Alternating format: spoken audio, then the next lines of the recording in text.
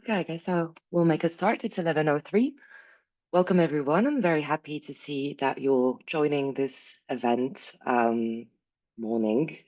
And thanks for taking the time off from your Friday morning to join our online celebration of European Fish Migration Day. So my name is Emma Cordier. For those who don't know me, I'm a policy officer at Wetlands International Europe, working on the Trans-European Swimmers Program.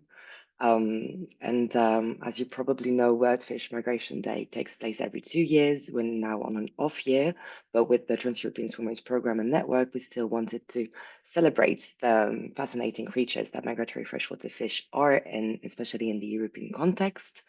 If you're not familiar with Wetlands International or the Trans-European Swimmers Program, I've put a link in the chat to a short video that we produced on swimways of European importance. You can also check out our website to learn more, or feel free to reach out to me. My email address is on our website as well. Um, I think you've all seen the agenda on the website, but I can quickly go through it once again. So we will first hear about the dam removal annual reports presented by Phivos Muklianitis, working at WWF Netherlands and Dam Removal Europe. It will be followed by a presentation of the Dam Removal Awards by Teresa Zuna, my dear colleague working at Wetlands International Europe. Another colleague of mine, Tom, will present his work on fish passes and fishways, and his policy brief. So you'll hear more about this in a few minutes. Exciting project has begun earlier this month, the Danube Lifelines, and we'll hear a little bit more about this Horizon project that will be ongoing for the next 4 years. And finally, we will have a little word on the next edition of World Fish Migration Day in 2026, which will take place in exactly a year from now. And this will be from Bas joining us later during this meeting. Finally, we'll have a short Q&A session or discussion time to enable everyone to connect and share their thoughts. And we will close and let you all go on a lunch break. So it's 11:05. I think we can make a start. So the first speaker is Dr. Phivos Muklianitis. He's a postdoc researcher at the School of Biology of Aristotle University of Thessaloniki in Greece, and his research interests include fisheries management, fish biology and ecology, and habitat restoration. And for the last 4 years, you probably know him because he's been the DRE database manager and report author, and he's currently working as a consultant for WWF Netherlands on a project aiming to scale up dam removal in southeastern Europe. So, Phivos, the floor is yours.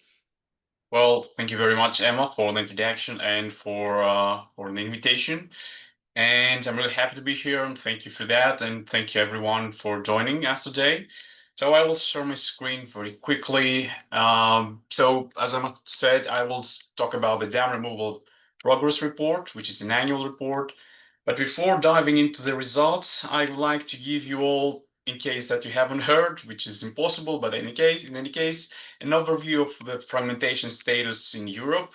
And the only one that we have so far, that's so much detail, is the one that came through the project that's called Umber a few years ago.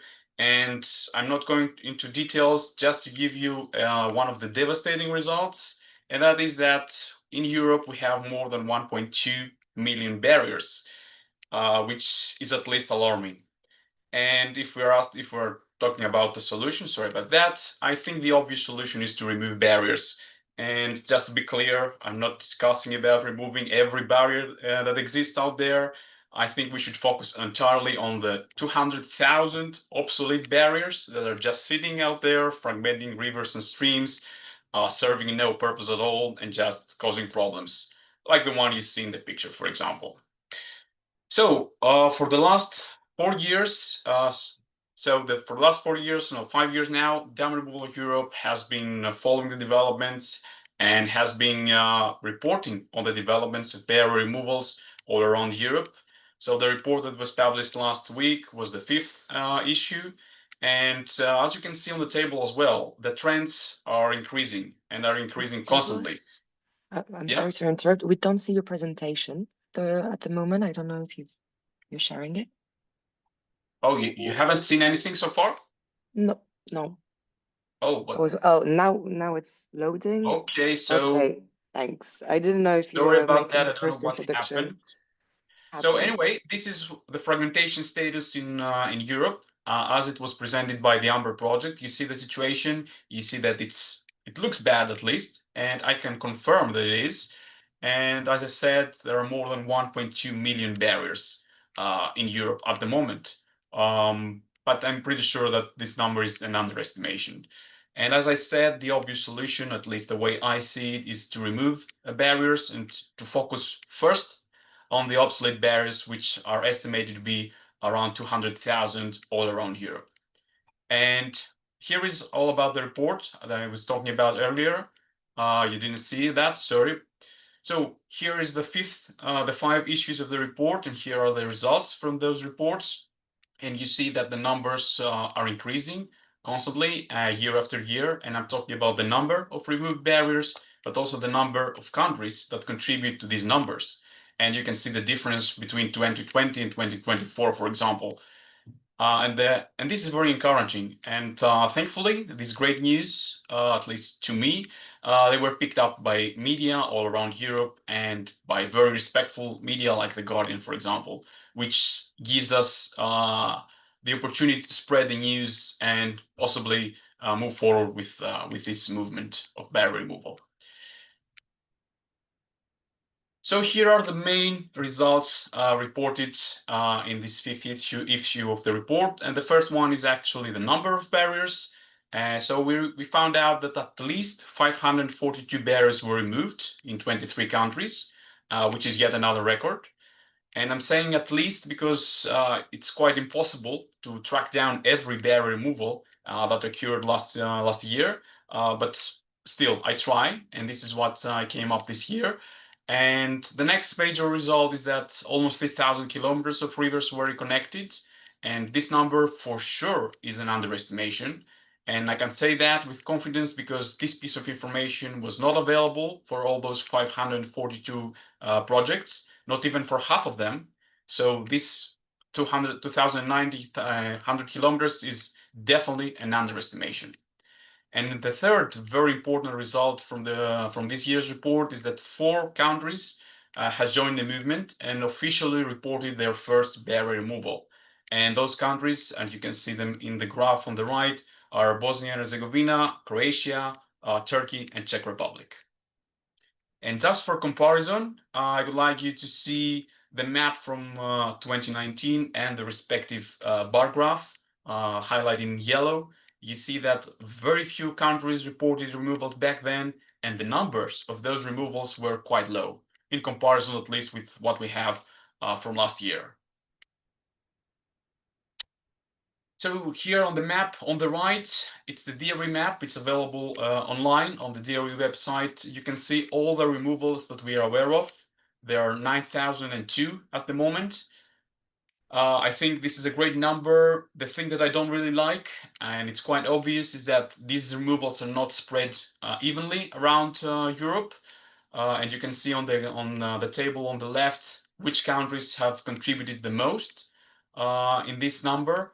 But this is what we are trying to do to make barrier removal business as usual in all European countries, especially in Southeastern Europe, where you can see there are just a few dots on the map.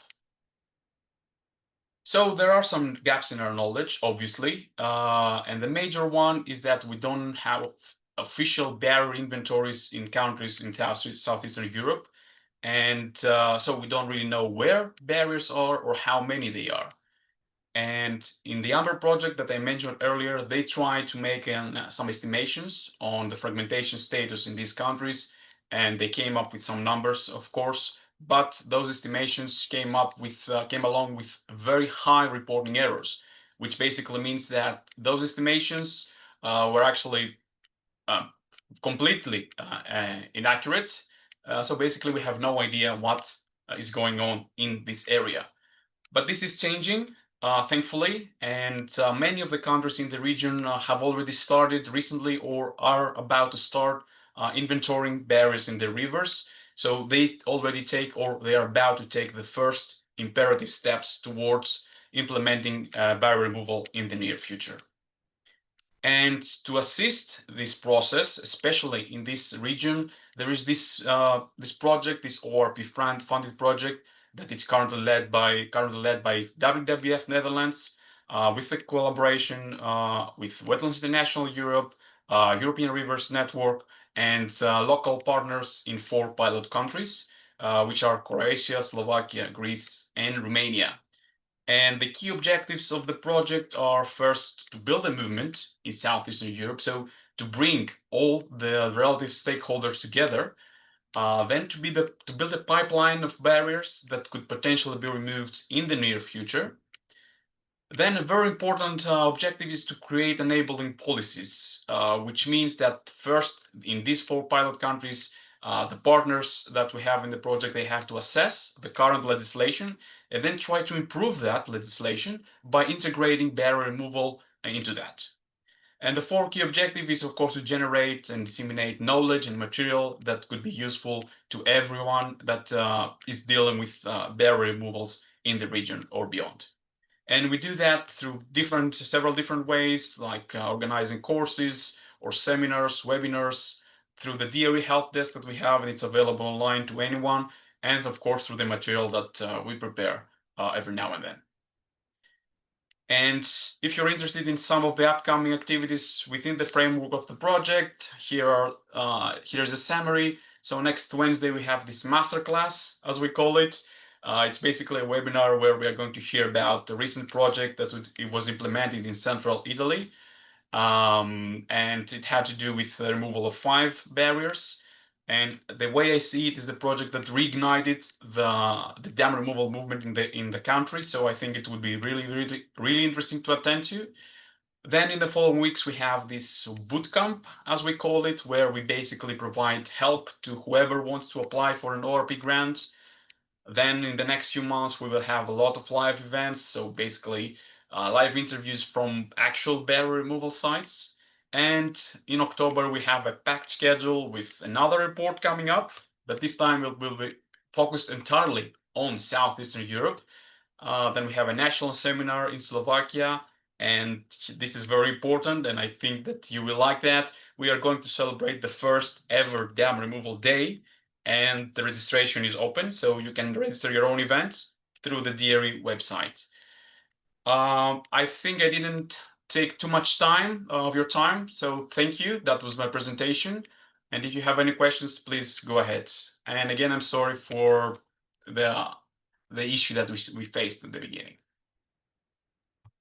Thanks a lot, Fivos. That's wonderful numbers that you've shared, and thanks for going into the details and the wonderful time management as well. If you have questions, please hold on to them. We'll get into a Q&A later on during the event. But in the meantime, while we're on the dam removal topic, I would like to give the floor to Teresa, who's been working and in Wetlands International Europe and coordinating the Mediterranean Alliance for Wetlands and the Dam Removal Awards this year. And I'm not taking any more of your time, Teresa. The floor is yours. Well, thank you, Emma. And it's great to see the numbers of barrier removals across Europe climbing. So I'll share my presentation. Let me know if you don't see it. Therefore, on behalf of the Dam Removal Europe, Wetlands International Europe is very excited to launch this year's edition of the Dam Removal Awards. This is the 4th edition. And this is a celebration of barrier removal projects restoring free-flowing rivers across Europe. This award highlights and it's really reflects the dedication and success of civil society organizations that are advancing river restoration and free-flowing rivers across Europe. The award is open for nomination. So if you know someone, some organization, or if you yourself have been removing barriers in the past year, so please apply. I will also share in the chats. The deadline for applications is open until the 6th of June, and we really expect many applications as the numbers of the barrier removals have been increasing every year. So yeah, this is all from me, and if you have questions, I'll be happy to reply. Thanks for that, Teresa. Then I guess we can take a few questions on both dam removal topics. Now we have a little bit of time. So feel free to go ahead. There was one in the chat. Maybe you want to raise it yourself, or I can read it from Rita. Actually, Well, I did saw the question I was about to answer on the chat, but I can answer here. So I didn't mention from where, from when those removals are, but most of them are from I would say 2000, 2010 and onwards, but there are some from even the 60s or the 80s. Very few of those, especially in countries like France, for example, where they started a little bit earlier than everyone else. But most of them are from 2005, 2010 and on. So they're relatively, recent. Thank you. And sorry, I had my mic muted and couldn't unmuted it. Thank you No for worries. the answer. Yeah, I just wanted to add that for Czech Republic, there might be even higher number, but there are not the official records. Thank you. Thank you. okay, very good to know. Thanks for sharing, and thanks, Phoebus, for answering. Um, Moving forward to stick to our time plan. The next agenda point will be shared by Tom Drax. So Tom is a policy assistant working with the Swimways program. He's also a master's student at Wageningen University, studying aquaculture and marine resource management, and he specializes in freshwater ecology. He's passionate about fish, and he fuels his work with his passion about fish, naturally. And I think he's very happy to present to you the work he's been doing on fish passes or fishways. You'll learn more in a minute. Tom, the floor is yours.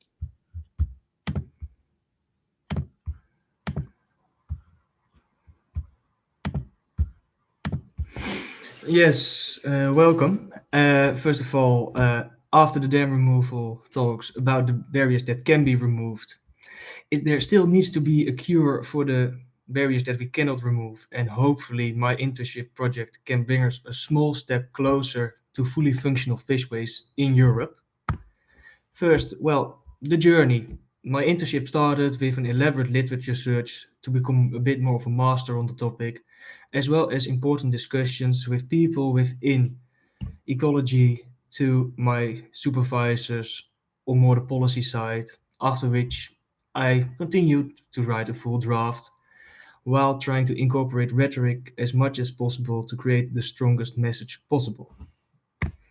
This results in a brief where I want and try to focus on an advice that is scientifically proved, socially proved, politically attractive to a broad audience, while it's also still feasible and rhetorically strong. And that led to a policy advice based on the why, the how, the what, the where, and the when. The why? Well, simply because there's one thing that all of us want here in this meeting, and that's free fish-filled rivers. And yes, fishways do not free rivers, but they can be an important mitigation measure at barriers that we unfortunately cannot remove. Besides this, migratory fish and EU policy are deeply intertwined, as seen by multiple directives, from the Habitats Directive with over 50 species of freshwater migratory fish present, to the Water Framework Directive, where our migratory fish really help for a good ecological status. So, to summarize it, we need to improve our migratory fish for our ecosystem, our local economies, and our cultural heritage. And it's good to know why, but how do we do it? Well, there's one thing that becomes clear if you look at the mostly used guidelines, and that's that it's based on four components. A fish needs to be able to find, enter, pass, and exit the fishway. These guidelines connect the capacities of the fish together with their behavior, where the behavior is always the second part of this component. Well, we think that by dividing the capacities and the behavior, you can put more emphasis on both, where behavior is now a small component on its own rather than a second part. This simplifies the content also for a more general policy audience to hopefully create a better understanding of the needs of a functional fishway for our fish. And this eventually led to a priority list of barriers as well, where, as makes sense, barrier removal still is included as the top priority because the best fishway is a free river. After this, we really propose to advise natural fishways as the second best choice, not as a good choice. And then for specific cases only, you could dive into technical fishways where also natural fishways might not be feasible due to social constraints or logistical constraints.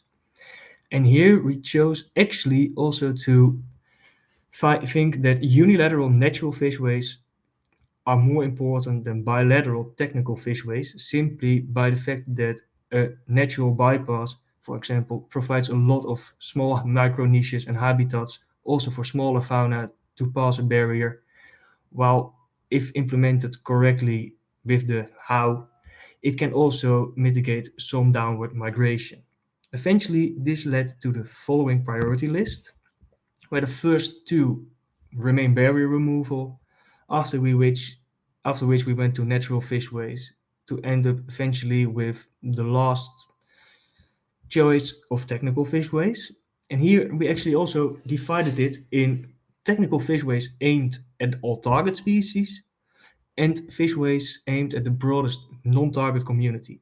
If you look at the target species that we would suggest are species of international conservation concern, species that are truly migratory, and species with ecological, economic, and cultural importance, they can be target species. But if you have a small system where these target species cannot really be helped with the means possible, it is evidently important that you focus your fishway at the broadest community that is present in the waterway. And from the priority list, we also have a barrier prioritization, because where do you implement your fishways? Well, with that, we went with first a high, a medium, and a low priority based on a bit of a decision tree.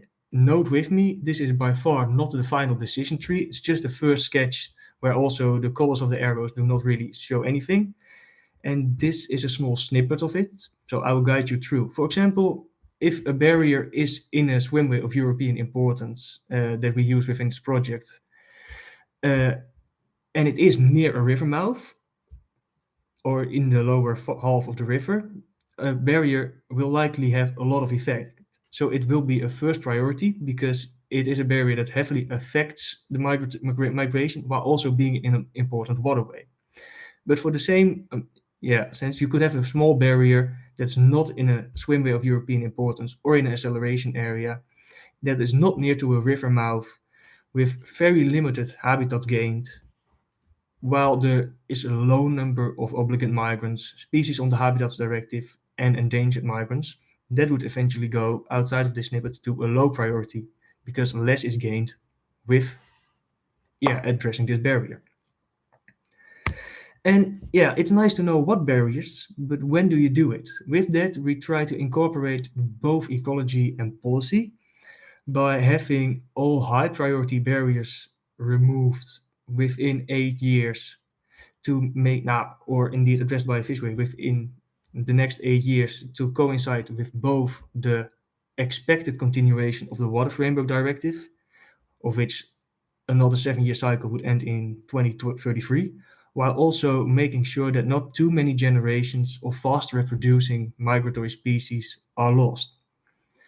The prioritization should be addressed also and ID'd in 2026. We expect countries to have identified all barriers, and only after that you can identify the priority of the barrier as well, while eventually moving on also to the medium and low priority barriers by 2037 and 2030.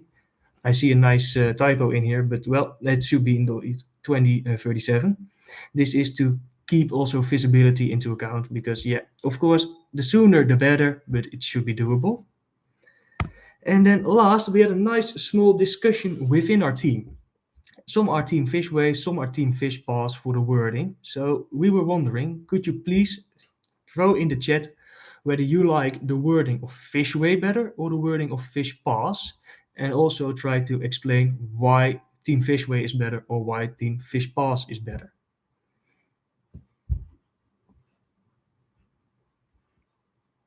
Thanks a lot, Tom. Thanks a lot for the presentation. Oh, you. Sorry, I didn't want to interrupt you. Oh, no worries.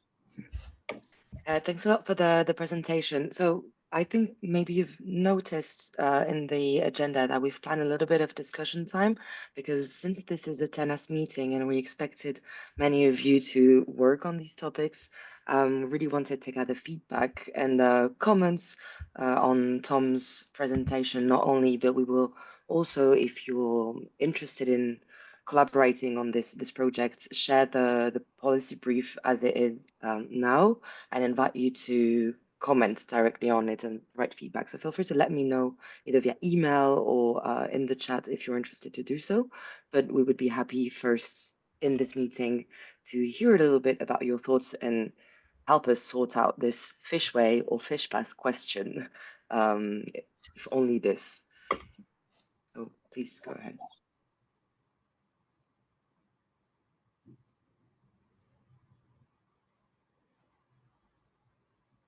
Well, Emma, can I ask a question? Of course. Yeah. So hi, Tom. Nice to see you again. So very, very nice presentation. Thanks for that and the overview. I was just wondering about the model that you presented on how to prioritize the barriers. And my question is, did you consider the number of barriers that are upstream and downstream from each of the barriers that you assessed? So, because for example, if you have a barrier and based on your model, you say that if you remove it, the gain habitat is quite small. But if you remove several in a row in a small number of kilometers, then the gain would be much higher. So did you consider that as a criterion within your model? Well, we have thought about it, but of course, the more criteria you put in, the messier it becomes. So of course, it's not finals, and it's a very important one to get in there. So yeah, we're still working on it. That's why I'm saying it's a first draft. Yeah, I get it. The more you add, the more complicated it becomes. That's for sure. Just something to keep in mind if you wish. And to answer your question about Fishway or Fish Pass, I think I would go with Fish Pass because it gives you a better idea of what you're trying to achieve. Well, personal opinion. Thank you. Anyone else who has something that they are wondering about from their sector background?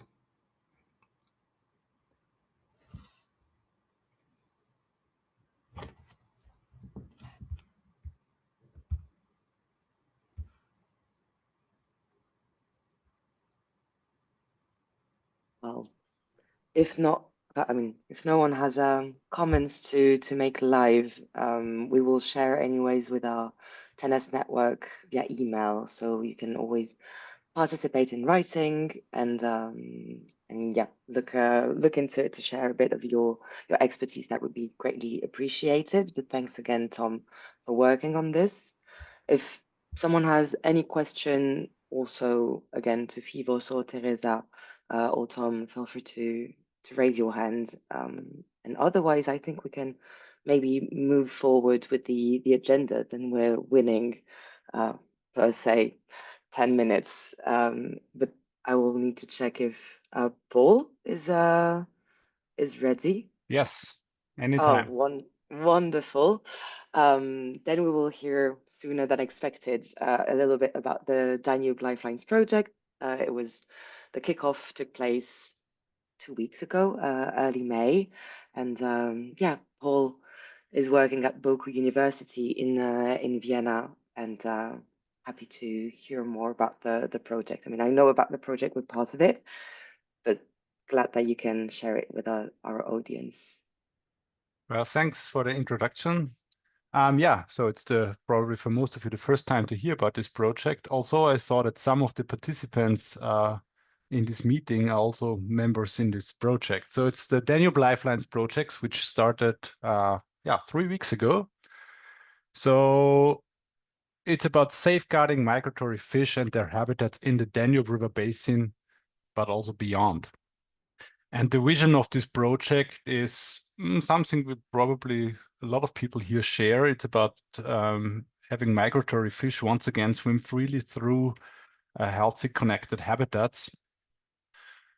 And it's a Horizon Lighthouse project. And this project is, I would say, rather a big project, and it has different facets. So it bases on a lot of literature, scientific studies. So this is the evidence and knowledge. We have some demonstration sites where we are in the field and do some measures. And this should lead to a recovery of the migratory fish populations. We will have some action plans that will be formulated in this project. And as you can see in this lighthouse, we have different aspects in the projects. We have some training activities. Business is also important part.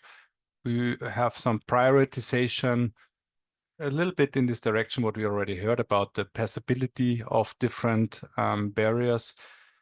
And we will try to give some solutions for the most urgent pressures on migratory fish. Yeah, this is a list of all the partner institutions. So we are 24 different partners and 17 associated partners. It will last for 4 years until mid of 2029. I think there's not the need to say a lot here.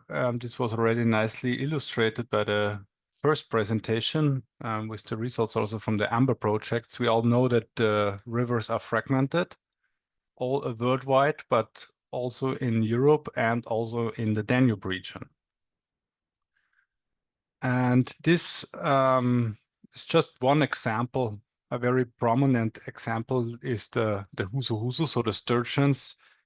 A lot of projects have chosen the sturgeons as flagship species for their endeavors. And also here in this project, the sturgeon is a big part. Yeah, decline of migratory fish populations is worldwide an issue. This giant husu, which can get sizes up to 7 meters, historically was present all along the Danube, so migrating for around 3,000 kilometers up the Danube for spawning, which is nowadays not possible anymore due to all these obstacles. So these red dots are now only the barriers in the main river and some major tributaries where the husu there is some historical records. And of course, for this specific species, the Iron Gate is the most important barrier, as it cut off the major parts of the Danube. But also the other red dots you see here in Germany, Austria, Slovenia, and so on. We have a chain of hydropower plants. It's basically one impoundment after the others. And this is also affecting quite a lot also the potamatronal species we have there, as you know. So like the nace, the barbel, and all these species are also targeted in this project. There is a political will, let's say, and then legal obligations also coming, for example, from the Water Framework Directive, but also from the nature restoration regulations, which is quite new, and especially in this Article 9, where is river connectivity specifically targeted, and you probably have heard about this goal of restoring 25,000 kilometers of free-flowing river. So this is where our project also wants to contribute. And the specific objectives I listed here is on one hand to give some solutions for migratory fish and their habitat, and also demonstrate these solutions in these case studies. One important point for the Danube region is that it's really a transnational basin. So the Danube is flowing through 10 countries. I think 16 countries are draining into the Danube. So we need some transnational coordination and also activities to really make some sustainable change for the migratory fish. yeah, we need strategies that our solutions are also uptaken by local, regional, and national authorities. So we plan to have a blueprint here, what can be done to recover the migratory fish. And we have different activities also that these solutions will be then uptaken by the different authorities. We want to train and educate stakeholders. There's an own work package dedicated to that. How to restore rivers, how to protect migratory fish and their habitats. We go beyond the Danube, so we also promote the replication of our solutions in some associated regions in Europe. So there will be the possibilities that other regions also apply within our projects and get some additional funding for their solutions. And one work package also deals on business models for sustainable economic transformation. This is especially important for Lower Danube, for example, where poaching is a big issue for the sturgeon, but also other species like the shad.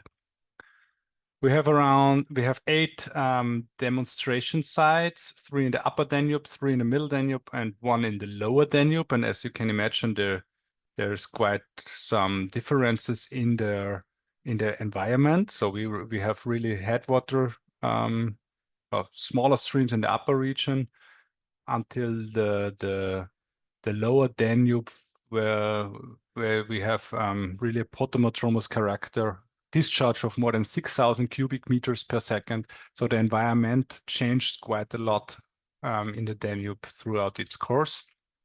And we tried to cover all these different environments with our demonstration sites. In these demonstration sites, there's of course different species are targeted. So we have in total 21 species, migratory species. Here you see a list. Some of them of this case study target all of those species, or nearly all of them, while some others, especially in the Upper Danube, they of course do not have the sturgeons or these anadromous species anymore, so they are focusing more on the potamotromous species. Here you just see a small overview of the different demonstration sites. And what I just want to highlight here that the demonstration sites, they are very heterogeneous. So it's from really practical implementation of restorations in the field. Some others, they are try to develop some prioritization strategies, how to restore certain river stretches or tributaries of the Danube River. And all of them have different target species, of course. What will be now the key outputs of these projects, well, at the end of these projects, this more or less reflects also the objectives I already presented. We want to develop a blueprint how the recovery of migratory fish can take place. So it's in the Danube Lifelines Action Plan. Migration Atlas and Connectivity Atlas, which will give a lot of information about the distribution of migratory fish in the basin, about the different barriers also, and the priorities, how to make them passable or remove them. We will develop training materials for the different stakeholders that are involved. We also want to synthesize the solutions that already exist and give recommendations or some guidelines, which one do really work, where is it worth to invest more, or where is it worth to invest the limited funding that is available, that we can really improve the situation for this migratory fish. In 3 regions, we will develop a regional restoration and conservation plan. So in Slovenia, Slovakia, and Hungary. So there we also have 3 case studies. Prioritization of habitats for restoration in the 5 listed countries here, and the replication roadmaps also for the associated regions. So what can be taken up from these projects to other regions. Business mentorship program. There will be a toolkit developed, and one target is also to enhance the project investor matchmaking capabilities for the future, so also beyond the project life. Yeah, with that, this is just an appetizer, I would say, about the projects. We're just about to start. We already had the kickoff meeting, which was quite important and successful. It's a big consortium with, as you can imagine, there is some challenges in getting together, getting on the road, having a red line on all the specific tasks. And you can follow our activities on this web page, which I think it's one of the first tasks in this project, also should be ready in 2 or 3 weeks. You can get there some updates, and also, of course, a newsletter will be possible there. And with that, I thank you for your attention.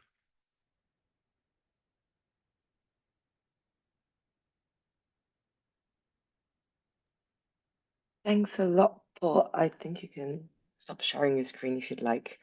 But yeah, thank you so much. It's a truly exciting project. I'm very happy that you took the time to present it in this meeting, especially since I think there could be synergies with the ongoing work that many people in this meeting or already doing. For example, Phoebus mentioned the Dam Removal Europe, Southern Eastern Europe project, and some of the countries are similar. So yeah, are there any questions or anything that the audience would like to share? Links that you're thinking of, feel free to raise them. Yes, Emma, if I may, a couple of questions. Well, Paul, thank you very much for the presentation. Very interesting project. Really looking forward to see the results. So a couple of questions, just a minor one first. From the list of the species that you mentioned, I saw a couple of allozymes. I didn't see Alosa phallax. Is there a particular reason for that? If you are aware of it, obviously. Yes, no, but can you repeat? You saw a lot of what So kind you of had a species? couple of Alosa species in the targeted ones that you mentioned, but I didn't see Alosa Alosa. phallax, for example, which is definitely an animal species in the region. In the lower Danube, we have the Alosa immaculata and the Tanaica, right? And the phallax is not it's not specifically addressed here. You're right. I just checked if it is Yeah, there. I'm just wondering because I work a lot with allozymes, Mhm. and that was why I was wondering if there is a specific reason for that. But The reason that, or let's say the history of the list of species is coming from another project, from the Measures project. And okay. the whole project call was based on the species that were treated in this project. However, I think this approach of having some, let's say, umbrella species is there's always other migratory species that benefit as well from the solutions or from the measures that are being implemented at the end. Yeah? But the reason is most probably just coming from this measures project where they are defined and most of those species that are taken up by this project. Yeah? Okay, well, thanks. And the second one, you mentioned that you're going to demonstrate some solutions in some specific cases, case studies. What does this entail? So are you going to remove some barriers? Are you going to moderate somehow and facilitate fish passage? What do you have in mind for those demonstrating these solutions? But there is, as I said, there's 8 different demonstration sites. I think, for example, in the Pilach River, there will be. I'm not sure if there's any barrier that will be removed or where it is sure that it can be removed. It is planned in one of the demo sites, as far as I know. There is fish bypasses that are being implemented in the Pilach River, for example. Then there is a prioritization plan will be established in 3 countries, I think, where there is also prioritization of which barriers can be removed and which one should be made passable.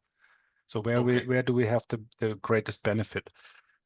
But I also have to say that this project is just at the start, and I'm not fully aware of all the 8 case studies, what in detail they are going or what will be possible at the end. Yes.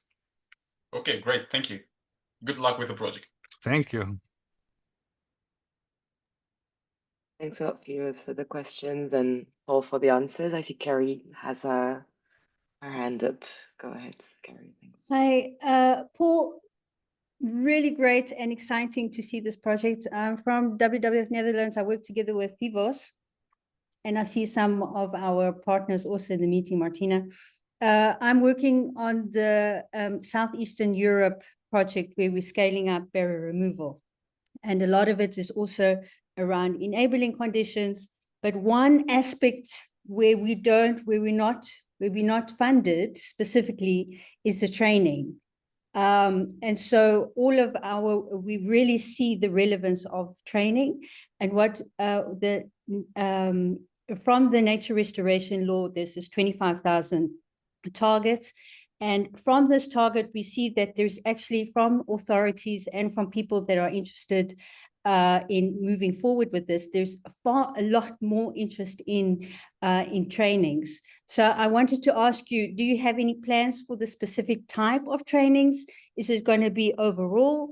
And is there a potential for us to talk with you in terms of having training specifically relating to barrier removal and implementing some of these trainings within the catchments that you are working on? Mm-hmm. Well, there will be within our project there will be a call for the associated regions where you can, or where these associated regions can apply to take up any kind of our project's focus in their regions. So I could imagine that it will be possible that that there will be some exchange also on training activities. But honestly said, there is for barrier removal, I have to check also in the consortium what is then possible there. Yeah. Because of course it would make sense if you really have there someone with high expertise giving this training. So I will need to check that, but I can get back to you with the email, or maybe Sibylle can also add something here. She's also part of the project. Yes, thank you. Thanks for the nice presentation. Yeah, we just start, and so far we have the plan of demo sites, and in the demo sites there will be specific training for the specific problems that they have with the associated migrating fish. But your comment is highly important because with the stakeholder interaction, we will also combine another EU project, BioAgora, which is working on the science policy phase, and the transfer of the implementation for the nature restoration law is quite important. And we hope that we can, during the process of the project, offer some trainings, but nothing can be promised right now, but we are working on this. Okay. Please, if there's discussions around barrier removal, please remember us and contact us, because we've also got we've done a number of these trainings, and so we also have contacts with experts who are removing barriers in different regions, whether it's the US or in Spain or France. So so keep us in mind with regards. Yes. Sabok also wrote right now that there will be 2 conferences on targeting on the nature restoration law. So we should really stay in contact that you will be involved in this. And what is us? I just noted your name and which organization? WWF. All right. Netherlands. We're based in the Netherlands. Yeah, no worries. You are I'll very put my strong in the Danube Lifeline project.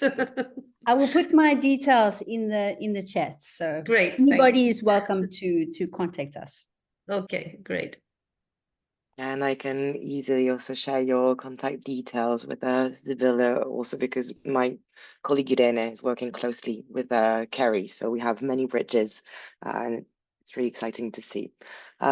Thanks all for the lively conversation. Very happy to see that we can link up for the sake of migratory freshwater fish in the Danube, but beyond as well.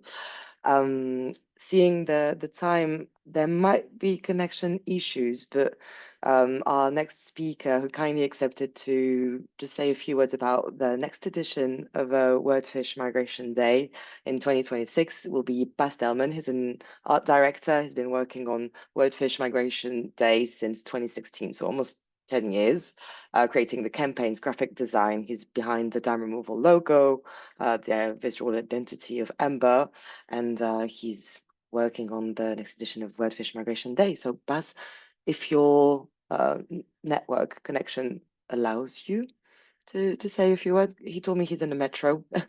I am here. Hi. Wonderful. Yes. Hello. Hi, hello everybody. Hi, yeah, so I'm now traveling like through Warsaw. So it might be that I suddenly disappear from the connection. But thanks, and I'll yeah. Well, let's just say that we're busy with the next World Fish Migration Day. So that one is coming. That's May 23rd, 2026. And you can actually, if you're already thinking about something, you can already register an event already. Like it's already open, everybody can already join. And this year we're focusing on the theme "We Are River People," and we really want to see, okay, how is everybody connected to this theme, like spiritually, but also culturally. And we want everybody to, here it is. This is how it looks. And we want everybody to show, okay, what kind of connection do we have with rivers? We have people that have tattoos of specific fish species, rivers. We came across, like city emblems that have fish in them and rivers in them. So there's all these communities that have a connection, strong connection to rivers and the fish, and that's what we want to highlight on this year. So that should give everybody a chance, express their own way of how they have a connection to the fish and the rivers. And we're looking forward to getting as many awesome art, like from the past years as well, getting all these things in. So that should be really exciting. And I just stepped into the metro, so let's see how this is gonna go. So everybody can already go right ahead on World Fish Migration Day and check out and see if they already have something in mind, or even if it's just an idea, you can just already join. Just join in if you have something nice to show. And that's basically it for me. I guess. Just when the door's closing. Just when the door's closing. Perfect. Wonderful. Wonderful. Thanks a lot for sharing. I really hope that attendees have marked it on their calendar for next year, that if you're not subscribed already to the newsletter, you will, and that you're planning some events for the next edition. And if not already, we can, as Carrie's saying, we can connect with the Dam Removal Europe website. Wonderful. And if you're not already, you can always collaborate with each other, and we can work together on the events because we have a year ahead of us. So let's make the most of it. And this theme is, yeah, I think it speaks to us. We are river people, and it's nice to make sure that it speaks to as many people as possible. Are there any questions for Baz? Do you have plans already? Yeah, anything? I see reactions from the previous discussion points, not on this one. So thanks, Baz, for the info points on Wordfish Migration Day 2026. I think we can now open this short Q&A or discussion segment. If there's anything that you wanted to discuss before but didn't have the chance to, feel free to raise your hand or just speak out if you want to share a little bit of the work you've been doing recently, or exciting projects linked to fish migration. Feel free to just share. This is also a space to connect with each other, and would be really happy to hear about initiatives that we don't know yet about. So, yeah.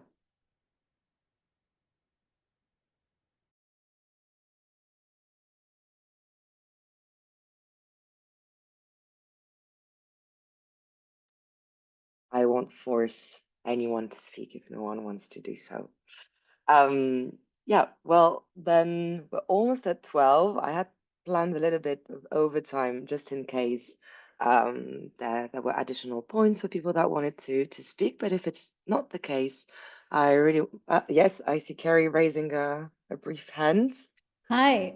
So I'm all about barrier removal. So I know this is more about river connectivity and migratory fish. So I don't want to sidetrack the conversation, but if nobody wants to say anything, I have one little thing that I can, Go that I ahead. can highlight with regards to barrier removal. I don't know if you guys know, maybe you do, maybe you don't, but I also want to just remind people that there's a philanthropic fund from Open Rivers Program. This is funding specifically for barrier removal. So if you are working on anything barrier removal, this is the fund that you want to utilize. Whether it's to identify barriers to remove, whether it's to, if you have a barrier, to identify do all of the preparation work around it, and then also for the prep for the actual demolition. And there's 4 calls per year, and there's a call coming up in June. So if you are interested, please go have a look. Open Rivers Program.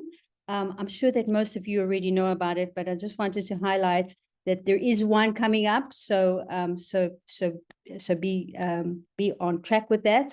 And also one important thing that we did hear was that potentially the identification. So there's different categories. In the first one, A1, which is identification of barriers, they say that that one they're not sure how long it's going to continue in the future. So we've been told that if you want to do an identification project, that this is the time to submit, and don't hesitate. So that's my little pitch for fundraising and for funding. Thank you. Thanks a lot, Kerry. Well, I think you've seen the agenda of today's meeting. We're all about connectivity, but barrier removal is also an essential part of creating, restoring connectivity in rivers, and the Open Rivers program is indeed an enabler for such projects. So very happy. We usually keep our Trans-European Swimways Network informed. Also, if they're not subscribed to the Open Rivers program newsletter, we also share the news on the upcoming calls. But the more people are aware of it, the more this opportunity can be seized. So yeah, thanks a lot for taking advantage of this little spot. Anyone else? Even if it seems like a sidetrack, sometimes it's not. So if you have a burning topic that you, well, not burning, but just something interesting that you want to share, really feel free to raise your hand and do so, because otherwise I will bring this meeting to an end. But before doing so, I really wanted to say a heartfelt thank you to all the speakers that are dedicating their days, their lives almost, to restoring connectivity in our rivers, and contributing to restoring habitats for our migratory freshwater fish to thrive, really, in Europe. Also, a sincere thank you to all attendees. Thanks for joining, for being present. As I mentioned earlier, this webinar was hosted by the Trans-European Swimways Program. It's a program within Wetlands International Europe. If you don't know it yet, you can check it out on our website. And one part of the program is that we're coordinating or trying to build a Trans-European Swimways network. So it's linking practitioners working on fish migration, but not only, also just on river connectivity throughout Europe. Sharing updates, inviting members to collaborate on projects and activities. And yeah, if you would like to learn more or join, feel free to send me an email. I will put my email in the chat. You can also find it on Wetlands International Europe's website. So yeah, we were delighted to have you join us for this edition of European Fish Migration Day, which will then happen from now on every off year of World Fish Migration Day. So we can have a little celebration every year because we never celebrate enough. Yeah, very happy to shed this little time with you. And then I will say goodbye. Have a lovely weekend if you're going on a weekend already. Thanks a lot, everyone. Thank you. Yeah. Bye. Bye. Thank you all. Bye. Bye bye. Bye. Bye.